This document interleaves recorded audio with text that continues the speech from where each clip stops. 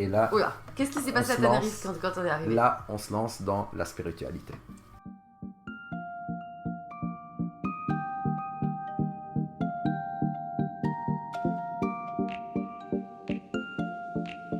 Voilà. Ça y est, le vrai débat du début de l'épisode commence. Voilà, c'est ici. Donc t'arrives à Tenerife, qu'est-ce qui se passe à Tenerife? Qu'est-ce qui se passe à Tenerife? Tu y allais pour un week-end, pour te reposer? En fait, c'est même pas moi qui a pris les billets, c'est un de mes potes. Aujourd'hui aussi qu'on se parle plus, malheureusement. Mais j'ai décidé, après que je me suis lancé dans la spiritualité, j'ai perdu plein de potes. Ah! Ouais. Ah! C'est là où j'ai commencé, tu vois. T'as fait le tri là. J'ai fait le tri. Je suis arrivé, mon pote qui m'invite pour mon anniversaire, il m'a offert le billet d'avion. Il m'a dit, bah, allez, décolle, tu arrives à Tenerife, je te récupère, j'ai tout préparé. T'inquiète pas, on a un appartement, on vit dans un hostel, tout va bien. La belle vie, j'ai loué une bagnole. C'était pour 3 jours, quoi. Pour 3 jours. Je descends là-bas, premier jour. Qu'est-ce que je fais sur Paris? C'est pas ça que je veux. Deuxième jour, on s'en bat les couilles. Plus de boulot, j'avais plus envie de Mais de qu'est-ce qui bosser. s'est passé pour que tu aies cette révélation? C'était le lieu, la plage Le lieu, la plage, les gens, ma copine russe, où au bout d'un moment, je n'en pouvais plus. J'habitais avec elle, c'est là où j'ai décidé de changer, tu vois. Je mangeais bien, je mangeais sain, j'avais une copine, je faisais des trucs, tu vois, amoureux, je me levais le matin, normaux, quoi. Au bout d'un moment, je dis, mais non, j'ai pas envie, c'est pas le moment. C'est pas encore le moment, j'étais pas prêt, c'est faux. Je voulais pas ça. Je suis parti là-bas, j'ai décidé de rester 1 mois. Au bout de ce mois, ma copine, elle me rejoint. Et là-bas, ça passe plus. Donc, ça pète. Ça pète. Parce que toi, t'avais commencé ton réveil et elle... Moi, je me suis commencé mon réveil. En fait, là-bas, le premier jour, j'ai rencontré un mec qui vendait de la bœuf. Et je suis devenu son ambassadeur. Je sais pas comment. Je me pose pas la question. Non, mais là, je me dis, les gens, quand ils vont écouter, ils vont se dire... Ils vont jamais croire. Ils vont jamais comprendre. Je sais. Mais moi, j'arrive... Là, je repense et je dis, mais what the fuck, comment Juste, je sais pas. Mais c'est ça la vie. Je sais pas. Mais parce que je pense qu'on n'a pas tous cette capacité à cultiver ce truc où ça déclenche les choses. Parce que t'as des gens, il leur arrive rien. Et moi, je cherche, tu vois, et comme je t'avais dit... Tu l'attires, je sais pas, t'as un truc, t'as ton karma qui... La vie, elle t'envoie plein de trucs, il va faire des trucs, lui, il faut lui envoyer des machins. Exactement, c'est ça. Et donc, je suis tombé sur un dealer de bœufs qui me vendait le gramme à 50 centimes. Imagine. Donc, et je sais pas si je t'avais montré une photo, je rentrais de chez lui à chaque fois avec une plante. Oui, tu vois. Où je séchais ça dans mon hôtel. Imagine, moi, je montais donc dans l'hôtel. Donc là, t'étais à Tenerife À Tenerife, ça. Donc là, tu t'es dit, je peux plus revenir à Paris. Pas du tout. Tu vois, je pouvais plus. Et quand j'ai croisé ce mec-là, j'avais toujours de la bœuf. Et là où je partais, je donnais à tout le monde de la bœuf. Tu vois. Et là-bas, c'est le vrai partage. Tu vois, donc t'étais plus dans la même notion de l'argent, de machin. Pas du tout. Moi, j'étais là, je cherchais j'ai quitté mon job, en tout cas. Tu leur as dit, je viens pas. Je viens plus, tout ça. J'ai plus envie. Et l'argent, comment tu faisais? Et l'argent, j'avais l'argent de côté que j'ai pu c'est mon papa qui me l'a débloqué avant qu'il tombe malade, et quand la crise au Liban elle a commencé, il m'a débloqué un petit peu de son argent, donc à gogo, quoi. À Tenerife, est-ce que tu as fait des expériences, genre je sais pas, de méditation, des pratiques, ouais. À Tenerife, pour finir, pour commencer, on va dire, le jour où j'ai eu beaucoup de bœufs avec moi, je ne savais pas quoi faire. J'ai dit, bon, peut-être tu vas commencer à faire travailler les gens pour toi. On ne sait jamais. Comment tu dois faire de l'argent? Tu dois survivre. Donc là, tu as de la matière.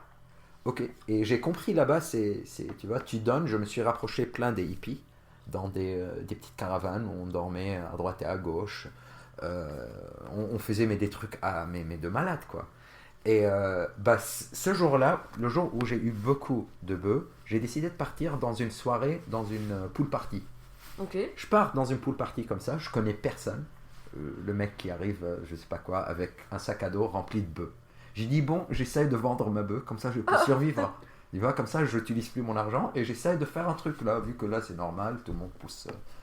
J'ai essayé de faire ça, mais je tombe le même soir sur une meuf psychologue psychedelic psychologist. Je tombe sur une meuf là-bas qui a bouleversé toute ma vie. Moi, j'avais ma copine, en plus. La russe? La russe. Moi, j'étais toujours avec elle. Elle était là?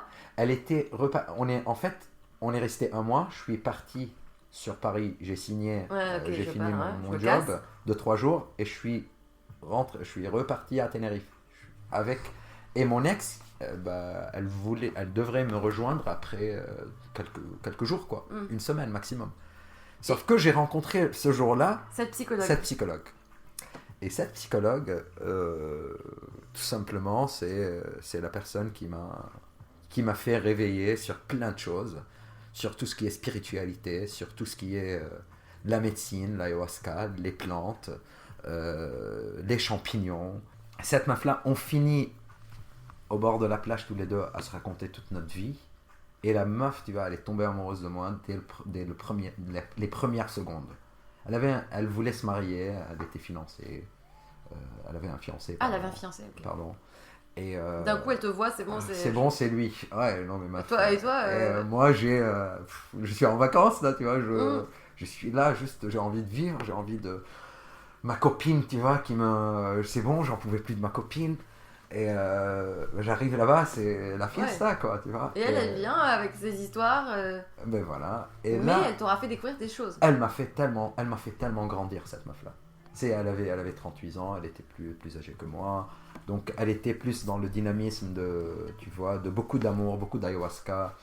Alors on en viendra parce que les gens ne savent peut-être pas ce que c'est, mais on va en revenir. On va revenir, mais avec beaucoup de... C'était une psychologue, en fait, à chaque fois que tu faisais un trip, que ce soit psychédélique, peu importe, un trip, quoi, elle est là pour qu'elle t'accompagne et elle parle avec toi après ton voyage.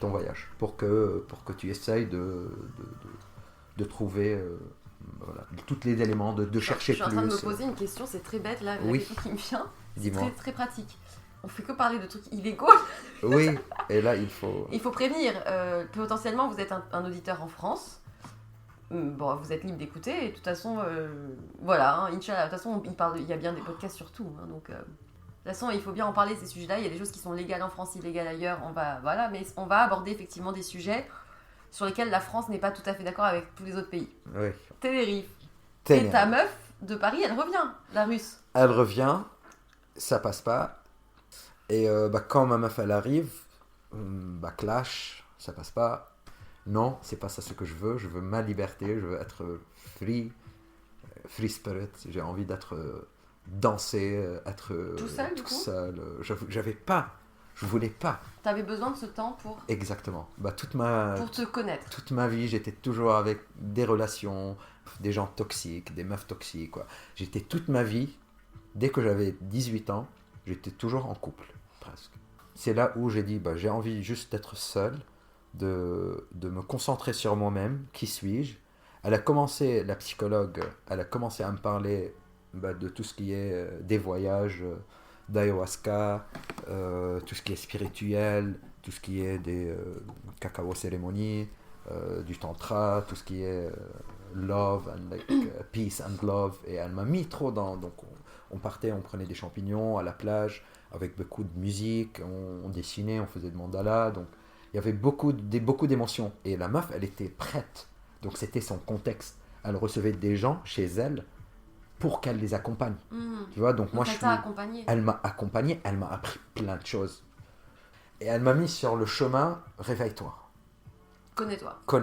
Et aime-toi. C'est qui toi? Aime-toi déjà. Peu importe qui t'es, tu viens d'où, c'est quoi ta religion, c'est quoi tes croyances. Juste aime-toi, tes valeurs, juste toi-même.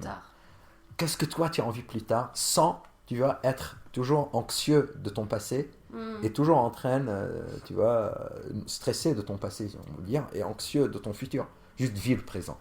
Elle m'a appris à vivre le présent. Ici, même avant, j'étais trop dans des soirées techno, je prenais beaucoup de drogue, j'ai arrêté. Là-bas, j'ai croisé aussi plein des gens qui étaient spirituels, véganes, que des cérémonies de je sais pas quoi, du love, du tantra, du cacao, Mais beaucoup de self-care. Avec le regard extérieur après coup, tu te dirais que c'était complètement sain leur attitude? Oui. Eux, oui. il cherchait pas à remplir, il faisait pas que ça dans la vie. Non, non, non, non. Ils faisaient partie une partie de leur vie, quoi, mais ils vivaient normal, quoi, là-bas. Ouais. Et j'ai vécu avec cette meuf, avec les hippies.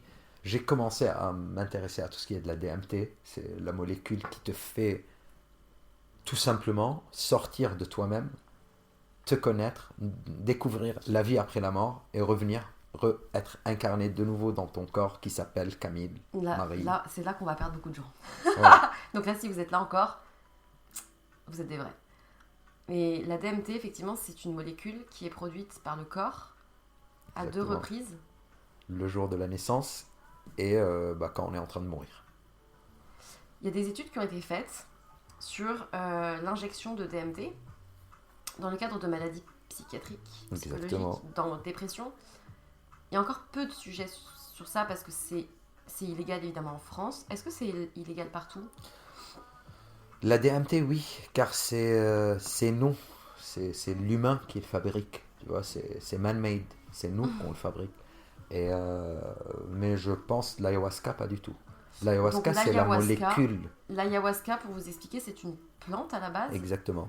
qui est en Amérique, qui pousse en Pousse Amérique du Sud. dans l'Amazonie, en Amérique Amazonie. centrale et Amérique du Sud. Et à partir de cette plante, il y a eu les écorces écrasées ou je sais pas, avec plein de choses, Exactement. qui depuis des millénaires est utilisée par des chamans en Amérique du Sud qui font boire ce breuvage dans le cadre d'une cérémonie qui dure plusieurs jours. 2-3 jours, comme c'est toi qui choisis. Et cette plante contient la DMT Exactement. qui te fait partir donc très loin. Très, très, très Donc loin. là, à ce moment-là, tu n'as pas fait l'ayahuasca. Non, pas du tout. Mais tu avais la graine qui avait planté. Exactement. Donc j'étais dans cet environnement où j'écoutais parler de l'ayahuasca, j'ai commencé à faire mes recherches. Et par hasard, je tombe sur quelqu'un qui fait de la DMT, qui m'apprend. Comment ça faire la DMT? Donc c'est extraire la DMT De depuis la l'ayahuasca. plante, depuis Ok. une plante qui vient aussi de l'Amazonie, de l'Amérique centrale et du Sud, et tout simplement qui te fait aussi voyager, mais c'est moi-même que je sais le faire. Tu sais le faire, tu sais préparer la plante Yes. pour extraire la DMT. Je sais préparer la formule pour que ça devienne comme des petits cailloux que tu peux les fumer et faire ton petit voyage. Et t'as pas peur de la quantité, de l'effet que ça peut faire? Pas du tout. T'as appris. J'ai appris avec les meilleurs, les hippies, quoi. Les Mais hippies. là, t'avais toujours pas fait l'ayahuasca. Non, pas du tout. Et t'es rentré en France. Non, en fait, c'est là où, dans toute cette découverte, je reçois un appel de ma mère qui me dit, ton papa, il a le cancer. Pancréas, côlon, intestin. T'étais à Tenerife. J'étais à Tenerife. Non, je vivais les meilleurs moments, tellement connecté à Mais moi-même. tu t'étais réveillé. J'étais réveillé. Je comprends mieux. Je me suis séparé de mon ex d'une manière. Je préférais le faire d'une manière différente, mais j'avais pas le choix. Et je me suis connecté à moi-même. Et le temps où j'ai commencé ce réveil-là, et le jour où ma mère elle m'a appelé, j'étais presque, quand même, j'étais prêt. Et j'ai décidé de tout lâcher, partir one way au Liban. J'avais pas de boulot Pour répondre à ta mère. pour répondre à ma mère Mhm. et rester à côté de mon papa. Normalement, je suis arrivé là-bas, tout le monde m'avait dit il faut 2 semaines maximum, il peut vivre ton papa maximum 2 mois. Et il est resté en vie 1 an et demi. Mais Avec- alors attends, quand t'es arrivé là-bas, il était dans quel état? Merdique, le pauvre. Non mais Et ce qui est fou, c'est qu'il a été diagnostiqué, il a eu le diagnostic et il a perdu du poids juste après. tout de suite. C'est-à-dire qu'avant, non, alors qu'il était déjà là, le cancer. Ben oui, ça fait des années quoi. Mais je pense le Oui. jour où il était conscient, Ça a oui, déclenché son corps, il a lâché. il a lâché. Et il est devenu une squelette quoi, mais ça faisait mal au corps. Je suis parti au Liban. Après 4 mois, le mec il a évolué. Qu'est-ce que t'as fait? Ouf. Ben, j'ai fait toutes les bêtises que je peux faire pour faire réveiller mon papa. En fait, c'est là où je me suis rendu compte que je suis en train de perdre la plus belle personne de toute ma vie. Et j'ai quelques jours pour que je me rattrape. Il faut tout faire. J'étais déjà lancé dans le chemin où la spiritualité, manger bien, le bien-être, bien s'aimer. Et donc, j'ai décidé de lui donner beaucoup d'amour, rester à côté de ses côtés, de lui donner tout type de drogue. J'ai commencé, drogues, pas, quand on pas dit des drogues, j'ai qui commencé par du font mal. CBD. Oui, Ouais, c'est ça. j'ai commencé par du CBD, en fait, pour que son corps, tu vois, pour qu'il Il s'habitue. il s'habitue. Après, on a rajouté du THC pour qu'il mange. Mais dans des certaines doses. Dans mais des doses. Non, mais c'est avec son médecin. J'ai vu Le j'ai médecin, tout il fait. était OK. Ah oui, le médecin, il avait plus le choix. En fait, c'est le premier jour où j'arrive à l'hôpital et je vois mon papa et je vois le médecin. Il me raconte que le verre il est déjà renversé, tu peux rien faire, n'essaye rien, laisse-le vivre. Et je vois un plat de viande rouge Servi à l'hôpital. servi à l'hôpital. Non mais j'ai dit non mais arrêtez quoi. Non mais c'est pas vrai. Et c'est là où j'ai commencé à faire j'ai fait ma révolution sur de quoi manger. J'ai changé tout mon système Le tien, mais le sien aussi. de tout le monde quoi, de tous mes proches quoi. Et j'ai imposé à mon papa un autre régime alimentaire. J'ai pas arrêté de trouver les meilleures diététiciennes, nutritionnistes, de tout. Non mais j'ai cherché partout. Tout ce que je pouvais faire à mon papa, j'ai fait. Et j'ai passé un an, la meilleure année de toute ma life. Alors, Tac. tu lui donnais quoi à manger? Je lui donnais que des produits organiques bio, que je savais d'où ça venait, avec beaucoup d'amour, des fruits, des végétaux, que des trucs juste des trucs simples. Tout ce qui est simple, pas de sucre, pas de sel, pas de viande, pas de poulet, que des légumes et des fruits. Que de légumes et de fruits. Pendant presque 6 mois, il a bien tenu quoi. C'est là où il est revenu en vie. C'est là. Avec à côté les mushrooms. Les mushrooms. En microdosing. C'est grâce à la fameuse La psychologue qui m'avait conseillé. Donc on a fait une étude. Il fallait lui donner une petite dose tous les jours pour que ça réveille des cellules nerveuses et des neurones. Quoi exactement? En lui donnant un microdosing de champignons, de champignons. Qui lui fait refaire une nouvelle vie, des nouvelles sensations, des nouvelles connexions. C'est lui que il est en train de vivre. C'est quelque chose, ça renaît quoi. Et donc il a passé le gap et donc il a pu pendant les 4-5 premiers mois, il a bien tenu et il a changé toute sa vie quoi. Il a changé aussi la mienne car j'ai appris plein de choses, beaucoup de responsabilités. J'ai grandi, beaucoup parlé. On a beaucoup parlé, on s'est rapprochés. Je lui ai raconté toutes les bêtises dès que j'étais à l'école, comment mes notes, mes carnets, comment je faisais toutes les bêtises, comment j'ai pu réussir à avancer, à qui suis-je aujourd'hui. Et je me suis lancé énormément dans la spiritualité. Et c'est grâce à mon papa, cette expérience qui m'a fait tellement grandir, avec beaucoup d'amour. J'ai compris l'amour. J'ai compris l'amour d'un père et de son d'un fils. père et d'un fils. Et j'ai compris que je pouvais jamais transmettre ça à mon fils. C'était tellement intense. Ça t'a fait peur? Ça m'a tellement Ça te fait peur? Ça me fait peur que j'arriverai jamais à refaire ce que mon papa il a pu faire avec moi. Parce que c'est trop. C'était trop. C'était beaucoup d'amour. Il m'a appris plein de choses. Il m'a appris de la générosité, d'être. Et cette expérience, quand quelqu'un il est malade et toi tu es de son côté, ça t'apprend, ça te fait grandir, ça te fait évoluer. Mais parallèlement, ça te faisait peur? Ça me faisait peur que aujourd'hui j'ai peur que je n'arrive pas à reproduire la même image. Ou bien d'avoir... Tu t'attaches à la relation. Exactement. Et donc j'ai tellement vécu de choses avec lui que je trouve... Je trouve ça précieux. Et ça a duré 1 an et demi de folie, de tous les deux, la méditation le matin. La méditation, les exercices de respiration, la méditation, le yoga. On dormait toujours avec une musique de fond, toujours donc des produits bien bio, bien mangés. On faisait la pêche tous les deux, on partait à la pêche. Donc on s'est rapprochés énormément de choses. C'est là où j'ai commencé à lui apprendre la spiritualité. Il absorbait. Il buvait. Il buvait. Et il se rendait compte de tout ce que lui, il n'avait pas vu toute sa vie. Exactement. qui toute sa vie, il n'était pas honnête, donc il avait Avec pas le lui-même. courage, ouais, il avait pas le courage de les voir, donc il s'est permis avec moi de se lâcher. On fumait des joints tous les deux en partant. Mais parce que tu avais fait le chemin, parce que finalement, ce travail de process avec soi-même, c'est aussi de se libérer de son ego et de se mettre à s'aimer soi-même pour être en capacité d'aimer les autres. Exactement. Et tu as eu besoin de ce passage-là. Et tu le vois aussi, tous ces gens, du coup, après, quand tu ressors de là, qui l'ont pas fait. Sauf que c'est des gens que tu as connus avant, qui t'ont connu avant et qui te reconnaissent plus, mais que tu ne reconnais plus non plus. Exactement.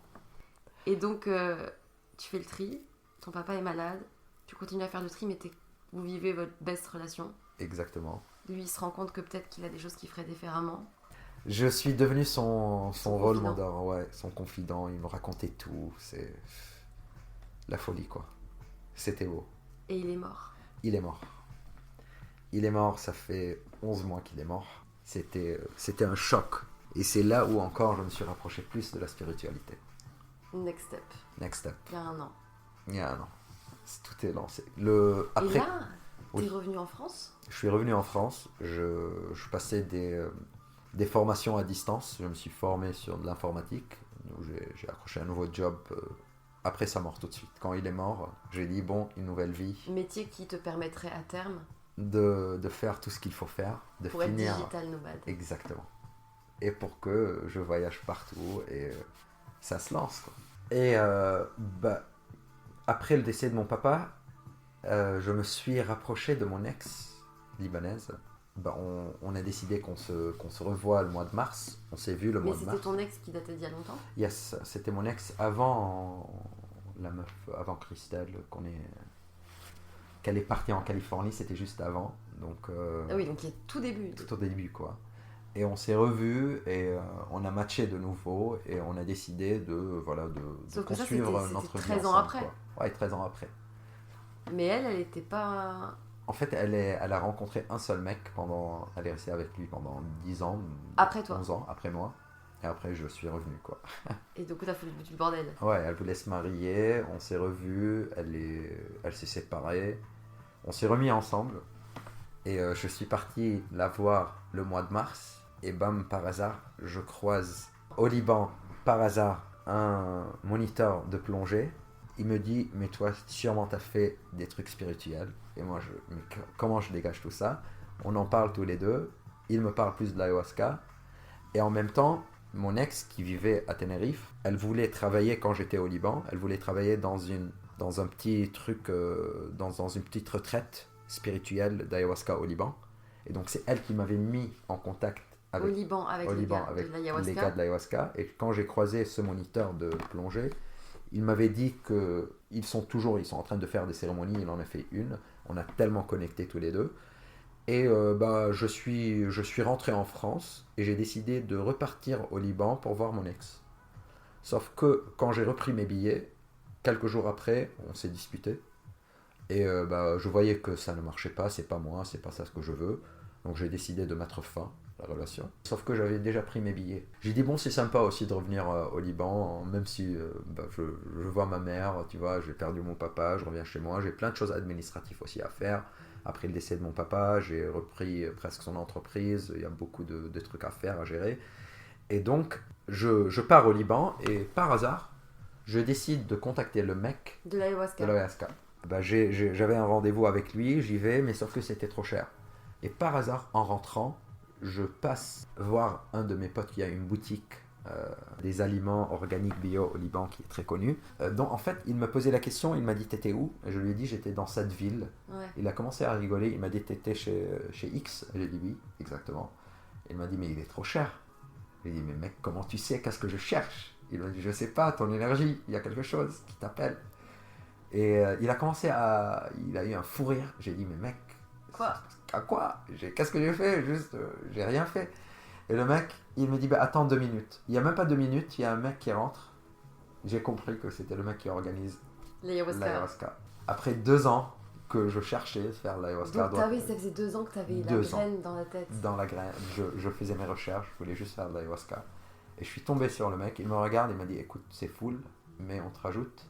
Bon, vamos, pourquoi pas. et c'est pas du tout cher, donc 450 euros, 450 dollars. Donc Et là, on est en on est juin, en mai, en mai. mai 2023. Là, Hmm. il me dit bah une semaine clean, il faut bien manger, se bien préparer, toutes tes intentions, et bam, ayahuasca. Le vendredi, première cérémonie ayahuasca. Changement de vie complètement. Qu'est-ce qui s'est passé pendant cette soirée? Waouh, la connexion que ça faisait 2 ans que je faisais mes recherches. J'avais pris pas mal de fois de la DMT quand j'étais à Tenerife. T'avais déjà connecté. J'ai connecté, j'avais la troisième œil qui était là. Je me suis lancé dans tout ce qui est spirituel. Après le décès de mon papa, tout Donc ça, c'était prêt. si j'étais prêt, en fait, bah, ils te disent, c'est elle qui te cherche. Toujours, ayahuasca, c'est la plante, on va parler, c'est elle qui te cherche. C'est pas toi qui la cherche.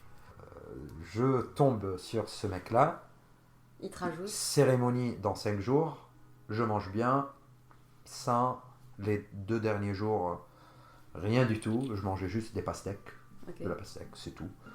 Et après, c'est le jour de la cérémonie, le vrai voyage.